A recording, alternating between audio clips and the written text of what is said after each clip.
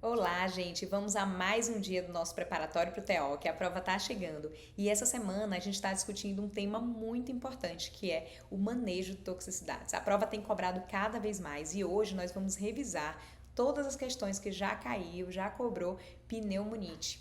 A pneumonite imunomediada, tá? Eu vou começar projetando uma questão de 2019 que falava sobre o efeito adverso imunorrelacionado aos inibidores de checkpoints. E aí falava, assinala a alternativa correta. Análises retrospectivas e pós-hoc de estudos randomizados mostram que o uso de corticoides para tratamento de eventos adversos imunorrelacionados influencia de forma significativa a sobrevida global. Na letra B, afirmava que os eventos adversos imunorrelacionados são pouco frequentes. No entanto, quando graves, frequentemente requerem uso de imunossupressores por longos períodos. Na letra C, afirmava que a pneumonite é um evento adverso pouco frequente, no entanto, é considerado um evento adverso relevante, uma vez que esteve associado a eventos grau 5 nos estudos iniciais de desenvolvimento de agentes anti-PD1, havendo, portanto, precaução nos estudos quanto à necessidade de reportá-los. Na letra D, afirma que a colite autoimune está mais relacionada ao uso de anti-PD1 e PDL1 do que os anti-CTLA4. Na letra E, afirma que estudos em câncer de pulmão com combinação de doublet de platina e anticorpos de anti-PD1 e PDL1 evidenciam maior incidência de eventos adversos imunorrelacionados quando comparados aos estudos que fazem uso apenas de anti-PD1 e PDL1 em monoterapia. E aqui, gente, eu começo então revisando com vocês eventos adversos imunomediados. Eu trago esses dados aqui que são da diretriz brasileira, tá? Que tem uma atualização ali em 2022, tá? Sobre eventos adversos imunomediados e como manejá-los. Gente, o que é que influencia os eventos adversos imunomediados?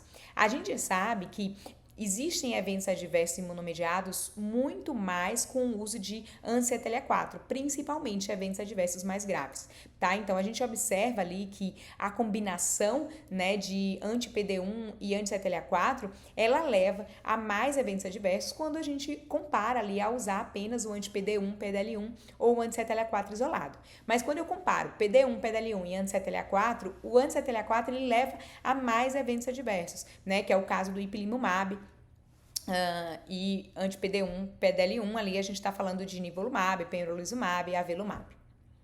Lembrar que existem os fatores de risco intrínsecos ao paciente, né? E isso influencia. Então, tanto a classe, a combinação de imuno influenciam, né, no número de eventos adversos e fatores do paciente. A gente sabe, por exemplo, que um paciente que ele tem uma doença autoimune, né, um paciente que tem, por exemplo, um transplante de órgãos, ele tem uma tendência a ter mais evento adverso, né, do que um paciente que não tem nenhuma outra comorbidade. Lembrar que o que é que não influencia, e a questão ela traz lá, né, um dos itens dizendo que a combinação de químio com imuno, quando comparado a apenas imunoterapia aumenta os eventos adversos imunomediados. Isso tá falso. A gente sabe que quando a gente combina químio com imuno, a gente soma eventos adversos, o da químio e da imuno, mas eu não vou aumentar o número de eventos adversos imunomediados porque eu combinei com químio. O tumor primário e a idade também não influenciam nos eventos adversos imunomediados. Outra coisa muito importante da gente saber é o quê? O surgimento do evento adverso, ele acontece nas primeiras semanas. Vejam ali, quando eu uso PDL1, PD1, nas primeiras 16 semanas, a maioria dos eventos adversos acontecem. O que eu quero dizer? Se o paciente está ali nos primeiros ciclos e não teve evento adverso, é menos provável que ele vá desenvolver eventos adversos depois, porque a maioria dos eventos adversos acontece ali no começo. A mesma coisa o anti-CTLA4, né? Então, a gente tem ali a maioria dos eventos adversos acontecendo também nas primeiras 12 semanas. E a duração do evento adverso, isso é muito importante. A maioria dos eventos adversos duram entre 6 a 8 semanas. Então, por isso que é falso aquilo que a maioria dos pacientes que desenvolvem eventos adversos, eles têm que ficar usando imunossupressor por longos períodos. Não. Até ali, 95%, né, dos casos, nas primeiras 8 semanas, ou seja, nos primeiros 2 meses, a gente tem o fim do evento adverso, principalmente se corretamente manejado. Agora, 5 a 15% dos casos podem ter ali o evento adverso de forma prolongada, podendo durar ali até anos, tá? Com relação aos eventos adversos mais comuns, a gente sabe que os eventos adversos mais comuns são fadiga, prurido, diarreia, e aqueles mais graves são fadiga, anemia e elevação de transaminases, tá? De acordo aí com a Sociedade Brasileira. Quando eu falo de eventos adversos mais comuns, né, que ali eu falei, né, de fadiga, de prurido, de diarreia, gente, eu tenho que lembrar que é diferente de eventos adversos fatais. Quais são os eventos adversos que eu tenho que me preocupar, porque é um evento adverso muito fatal? Eu tenho que lembrar de encefalite, colite, miocardite, pneumonite e hepatite, tá? Então, esses são eventos adversos que são graves. E a gente sabe que quando eu combino com anti-CTLA-4, eu tenho uma maior probabilidade de eventos adversos. E aqui, gente, eu quero chamar a atenção para vocês algo que a questão trouxe. Quando eu falo de colite, a maioria dos casos de colite, eles estão relacionados à combinação ou ao uso isolado de anti-CTLA-4. Anti-PD1, PDL1 é menos comum você ter um paciente com colite apenas em o uso de anti-PD1, PDL1, certo? Então a gente vai voltar aqui e eu vou mostrar para vocês. O gabarito da questão era a letra C, que falava que a pneumonite é um evento adverso pouco frequente, no entanto, é considerado um evento adverso relevante, uma vez que está associado a eventos grau 5 nos estudos iniciais, ou seja, morte, né? Grau 5 é morte, de desenvolvimento de anti-PD1, havendo, portanto, preocupação nos estudos quanto à necessidade de reportá-los. Verdadeiro. Então, toda vez que tem pneumonite, é um evento adverso mais grave, assim como colite, miocardite, encefalite, deve ser reportado. O que era o erro das outras questões? Vamos lá aqui na sequência. A letra D falava que a colite está mais relacionada a anti-PD1 e PDL1 do que anti-CTLA-4. Isso está falso, a gente sabe que é mais relacionada a anti-CTLA-4. Na letra E, afirmava que os estudos de câncer de pulmão com combinação de doublet de platina e anti-PD1 PDL1 tinha maior número de eventos adversos do que quando a gente fazia apenas o anti-PD1, PDL1 imunoterapia. A gente acabou de ver ali que pela diretriz brasileira, inclusive, né, um dado mostrando que não. A combinação com quimioterapia não faz com que o paciente tenha mais evento adverso imunomediado. Eu tenho somadas toxicidades da quimio e da imuno, mas não mais evento adverso imunomediado.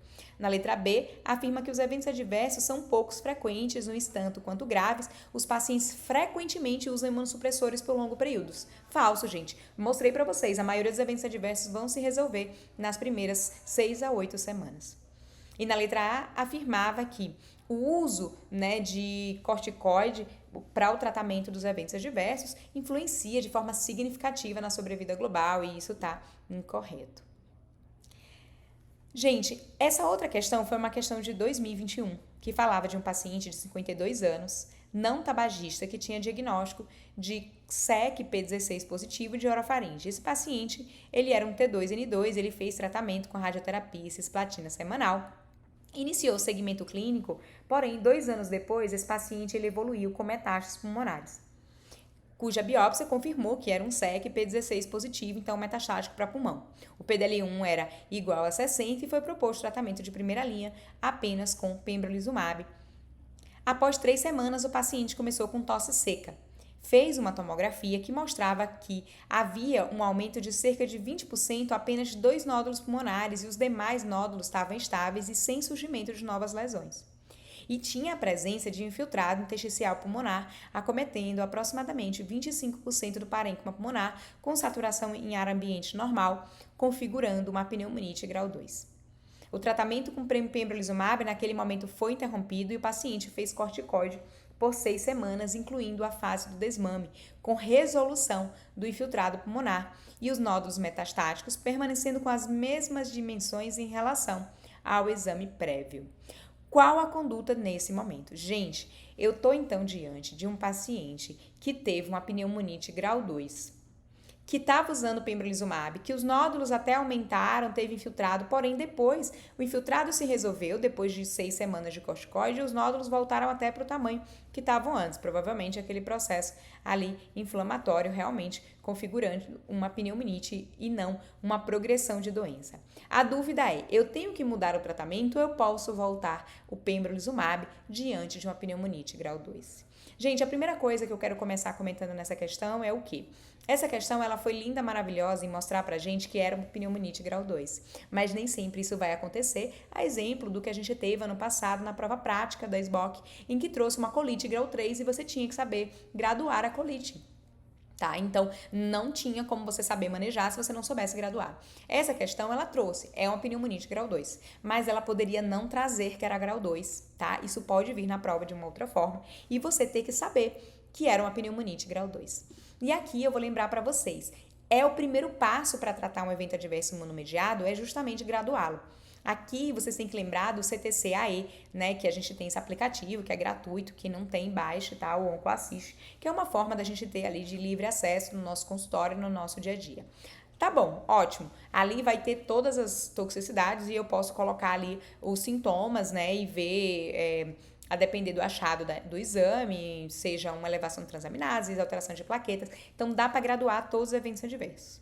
Mas, Débora, e na prova? Gente, aí eu trouxe aqui para vocês uma regrinha básica que eu quero que vocês decorem mesmo, de pneumonite. Como vocês saberem de forma, até pro dia a dia da gente, né? Eu acabei decorando também como fazer a graduação da pneumonite no nosso dia a dia. Aqui, então, eu vou mostrar para vocês. O que é o grau 1?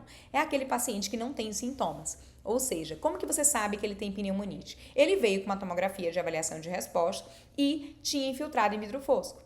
E aí, a gente pesquisou, né, fez pesquisas infecciosas, não achou e inferiu que estava relacionado à droga. Então, esse paciente, ele é um paciente assintomático, que você viu pelo exame de imagem, ele é um grau 1. Quem é o grau 2? É aquele paciente que tem sintomas. É o caso do paciente. Por que é grau 2? Porque aqui, eu vou voltar para vocês, ele descreve um paciente que tem tosse seca, tá? Esse paciente. Se ele dissesse assim, o paciente veio com tomografia alterada, era grau 1. Sem tosse, assintomático. Agora, se ele tem tosse seca, ele é grau 2, tá? Então, paciente sintomático. O que é o grau 3? É o paciente que precisa de oxigênio. Então, vocês vão ver ali na questão que estava saturando 98%. Mas se fosse uma questão que precisasse de oxigênio, aí era grau 3. Grau 4 é o paciente que precisa ser entubado e grau 5 é morte. Então, vamos lá. Grau 1, assintomático, você achou na tomo. Grau 2, paciente que tem sintomas, seja tosse ou dispneia. Grau 3, paciente que precisa de oxigênio. E o grau 4, paciente que vai ser entubado, e grau 5 é morte. Então, se graduar a pneumonite, já, ok. Como que eu faço, então, o manejo da pneumonite? E aqui a gente vai lembrar, né, como que é, então, o manejo. O manejo, ele vai depender, gente, do grau, tá? Então, se eu tenho, por exemplo, um paciente que não tem dispneia, não tem hipoxemia, ou tem uma dispneia leve, tosse, que tá ali grau 1, grau 2, ele é um paciente que a gente tem que lembrar sempre, né? São pacientes que precisa fazer painel, discutir antibiótico terapia, adiar a imunoterapia, foi certo ali, tá? Na questão. Resolveu, ou seja, esse paciente ele conseguiu resolver com a pausa da imunoterapia, com antibiótico terapia, com o corticoide, no caso do grau 2, se sim, você pode sim voltar à imunoterapia. Gente, como que é a dose, né, do paciente que vai iniciar a corticoide? Aí a gente vai lembrar, né, a dose de prednisona, 1 mg por quilo por via oral, tá? Gente, a gente tem que lembrar que todas as vezes que a gente faz o uso de corticoide, o desmame, ele tem que ser gradual. Isso eu sempre falo, né? Toda vez que eu vou falar um pouco sobre toxicidades. Tem que ser um desmame gradual, em 6 semanas, 6 a 8 semanas, tá? E lembrar que eu posso voltar à imunoterapia quando esse paciente tiver melhor, né? Esse paciente ele tem que ter uma melhora ou pelo menos estar grau 1, né? Aquele paciente não tem mais tosse, não tem mais dispneia, tem só um pouco de infiltrado ali na tomo e tá com menos de 10 miligramas de prednisona durante o desmame. Lembrar que se o paciente ele tem uma dispneia mais grave, hipoxemia, precisa de oxigênio ou precisou ser entubado, eu vou internar esse paciente, tenho que fazer antibiótico terapia de longo espectro, tenho que fazer tomografia com protocolo TEP, painel viral, tá? Ou seja, discutir outras causas e iniciar o corticoide venoso, tá? Então, que é a metilprednisolona. Gente, a gente não pode esquecer isso, tá? E, claro, se esse paciente ele não melhora em 48 horas, esse paciente ele deve, então, ser candidato a infliximab 5 mg por quilo. Gente, antes, uma coisa que eu queria sempre lembrar para vocês, antes de começar a infliximab ou qualquer outro imunossupressor, eu tenho que excluir infecções oportunistas. Então, se o paciente tem uma pneumonite e não melhorou com 48 horas de corticoide, metilprednisolona, 1 mg por quilo, lembrar da broncoscopia, para excluir que esse paciente ele tenha alguma outra infecção, antes de imunossuprimir esse paciente com infliximab. E aqui a gente vai para a resposta da questão. Então, depois o paciente resolveu uma pneumonite grau 2, eu posso sim reiniciar a imunoterapia. O gabarito da questão era a letra A. Outra questão do mesmo ano, né, na sequência, perguntava: um paciente participante de um estudo clínico apresenta um quadro de pneumonite grave atribuído pelo investigador principal à medicação experimental. Nesse cenário, assinale a alternativa correta. Tal evento é classificado como grau 4 e, desde que seja revertido em até 24 horas para grau 1 ou 2, não é necessário reportar ao patrocinador imediatamente. Isso tá falso, né, gente? Tem que sempre ser reportado os eventos adversos, principalmente pneumonite, que é um evento adverso mais grave, a gente até viu na outra questão, né, na questão de 2019. Gente, veja como é importante, né, mais uma vez, fazer questão. Cabe ao investigador principal comunicar a ocorrência desse evento adverso à Anvisa e ao CEP local. Após tomar conhecimento de tal evento, cabe ao patrocinador do estudo clínico suspendê-lo.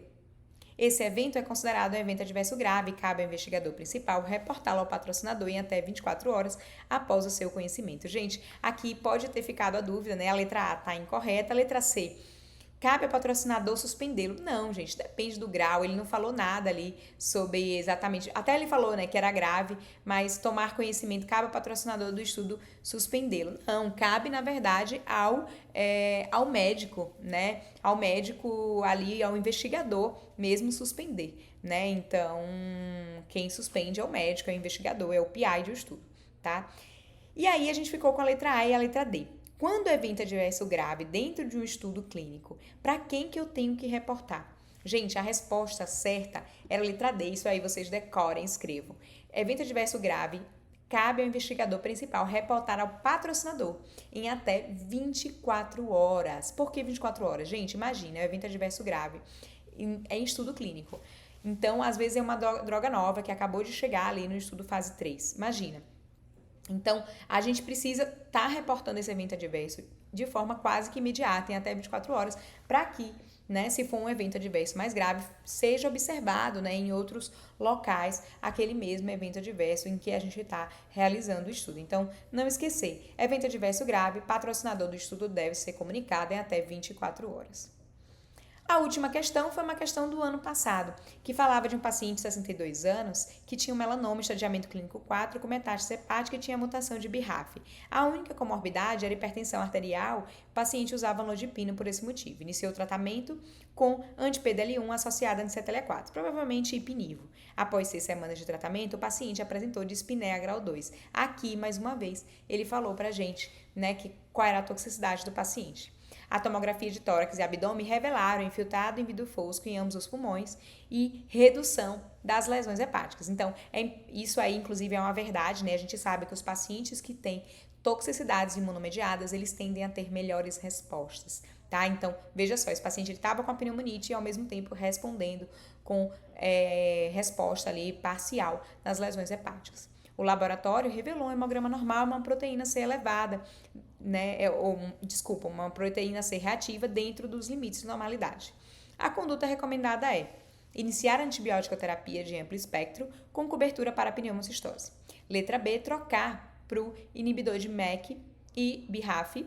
A gente tem que lembrar, a gente acabou de ver, pneumonia de grau 2, a gente não precisa trocar o tratamento logo. Por quê? Porque se esse paciente ele melhorar, né, depois do uso ali do corticoide, depois que esse paciente, se ele melhora, a gente pode voltar, né, à imunoterapia. E a imunoterapia ela pode ser retornada quando a pneumonite ela tiver pelo menos grau 1 e com menos de 10 mg de prednisona ao dia. Tá? Então, iniciar a corticoterapia com prednisolona na dose de 0,5 a 1 e iniciar a imunossupressão. O gabarito da questão, você já sabe, a gente acabou de responder, é corticoide na dose de 0,5 a 1, já que a gente está falando ali de uma pneumonite grau 2, tá? Mas imunossupressão com infliximab na dose de 5 mg por quilo. Quando eu vou fazer para esse paciente? Se esse paciente não melhorar depois de 48 horas de corticoide. Eu tenho que lembrar de excluir outras causas sempre, de excluir infecções oportunistas e aí então começar com a imunossupressão do paciente. Gente, a gente fica por aqui, então se vê amanhã discutindo mais questões de eventos adversos.